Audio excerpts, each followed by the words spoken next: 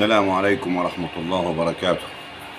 ازيكم يا كل الدنيا الحلوة، الناس الحلوة والشعب الأهلي وجماهير الأهلي كلكم، الأهلي والزمالك والإسماعيلي والاتحاد، كل الناس الحلوة المحترمة، بس الناس المحترمة بس حبايبنا وإخواتنا وكل حاجة. لكن الناس اللي مش محترمة مالناش دعوة بيها ولا نعرفهاش، زي ما قلنا لكم قبل كده. وعلى رأي حسين الشحات احنا مش شايفينكم. فطبعا للناس اللي احنا مش شايفينهم دول، يعني منتخب مصر كان بيلعب، والزمالك كان بيلعب، والاهلي كان بيلعب، طبعا سايبين كل الدنيا دي كلها وبيتكلموا على الاهلي ودايين على الاهلي. احنا مش لاقيين حل للناس دي، يعني ما هم لهمش حل فعلا، لا ليهم حل ولا رب. الانسان السواد اللي جاء مالي قلوبهم ده سبحان الله جاي منين ما تعرفش. سواد كده مالي قلوبهم كده، واعلاميين ولاعيبه، كانوا لاعيبه كوره مشهورين وناس معروفه وناس محبوبه، يعني اغلبيتهم كنا بنحبوهم كلهم وهم بيلعبوا كانوا زمان. يعني اللي زي جمال عبد الحميد ده هو كنا بنحبه زمان وهو بيلعب. خالد الغندور ده كنا بنحبه وهو بيلعب. يعني اغلبيه الناس كلها، ما مش هقول طبعا انا هسميكم كل واحد باسمه. رضا عبد العال. طبعا دلوقتي الناس دي كانت زمان محبوبه والجماهير حلوه وبتاع وتحبها، سواء كانوا اهلاويه سواء كانوا زملكاويه، كانوا محبوبين ولاعيبه وكنا نتفرج عليهم. دلوقتي ما حدش بيجي طايقهم، هم اللي وسخوا نفسه وحشتهم وقلوبهم السوداء اللي عملت فيهم كده.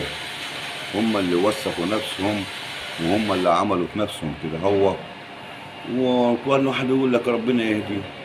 ايه اللي عمل؟ ايه اللي عايزينه انتم؟ قال لك يا راجل، ده قال لك المثل، قال لك اللي ملوش كبير يشتروا له كبير. وانتوا نازلين تقطيع في كبيركم وعمكم وسيدكم، مش عارف ليه.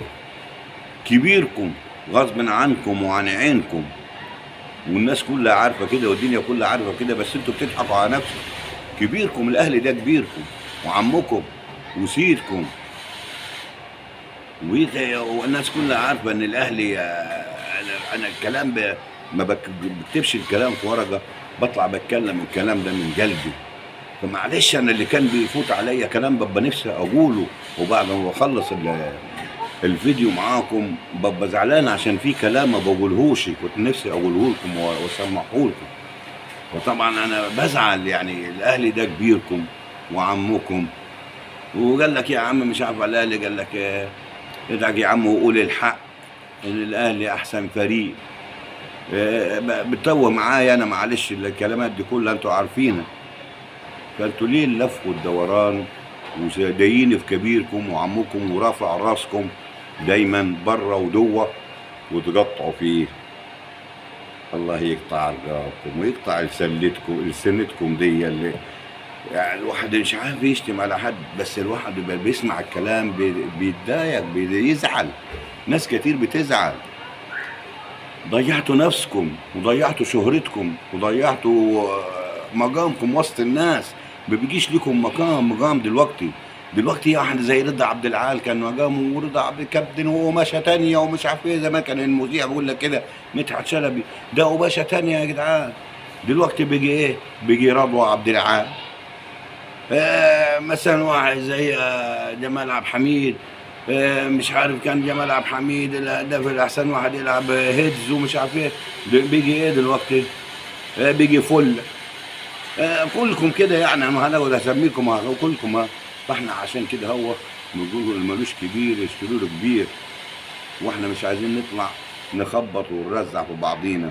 وانا دايما تسمعوا كلامي، بتكلم على الناس المحترمه حبايبنا اللي هم بحبايبي. لكن الناس الوحشه اللي مش محترمه وما يعجبهاش الكلام وتبقى زعلانه، ما عايزهاش تتفرج عليا ولا تبص عليا خالص. بس السلام عليكم ورحمه الله وبركاته.